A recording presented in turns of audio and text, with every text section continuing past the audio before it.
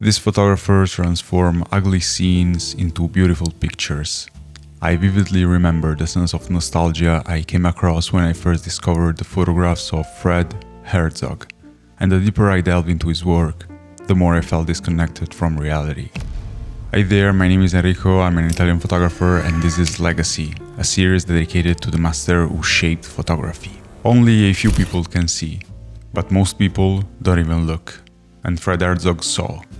He photographed what others overlooked, roaming the streets and transforming the ordinary corners of Vancouver and many other places into liminal spaces that erase every other perception. The strength of his work lies in how it guides you into a shadowy, color-soaked world you can't break free from.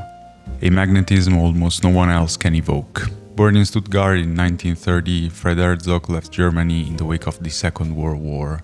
He arrived in Canada in the early 1950s and soon settled in Vancouver, a city that would become his patient subject. It was the beginning of a lifelong apprenticeship in looking. Working as a mariner and later as a medical photographer taught him technical exactness, how to measure light, how to hold a frame, how to make a single exposure count. Those yearly constraints shaped a temperament that grew slowly into an impressive and almost cinematic body of work. He learned to walk a city a way a musician learns a melody, until it felt like home. Herzog's subject was the everyday: storefronts, second-hand shop, neon sign, empty lots, alleyways, and the anonymous gesture of people passing through. He returned to the same corners until the light, the sign, and the human gesture aligned into a single evocative frame. His medium was Kodachrome, and his main companion a Leica, later joined by Nikon, Kodak, and Canon bodies. Kodachrome's saturation and archival quality gave his images their particular glow. But its cost and processing demands also forced a discipline of economy and precision. That discipline is visible in the way he spoke about making pictures. He did not romanticize luck. He described a practice owned by necessity and attention. When he remembered a single exposure of a neon corner, he said, "I only took one picture, not 2 or 3. I had no money for that, so I had to know exactly how to expose it. Take one picture and hope it didn't get lost in the mail." Color for Herzog was not an afterthought, but the grammar of the scene. He insisted that the photograph must hold content before it holds craft.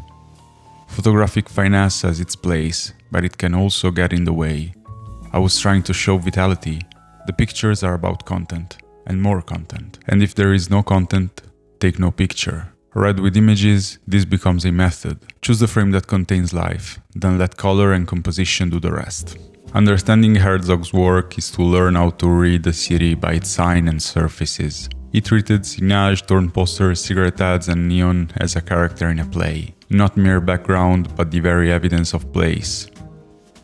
His repeated routes, his refusal to stage, and his insistence on the single decisive frame produce photographs that feel spontaneous yet unmistakably composed. And somehow full of authority, almost like a statement. I was aware I was taking art.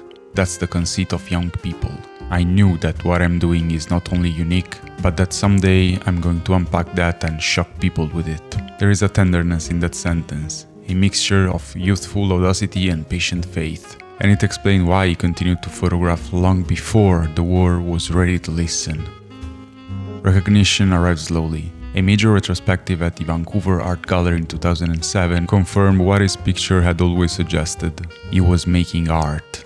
Herzog's legacy is clear.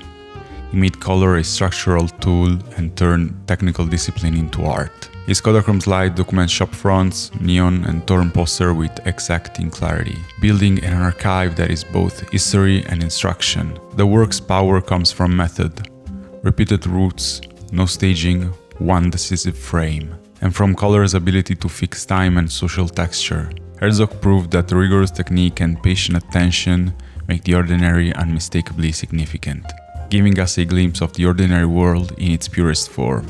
A world made of neon signs and soft drink signs, cigarette ads and billboards, posters and graffiti, and collages of torn-off posters, all of it contributing to making the city a place where art actually happens.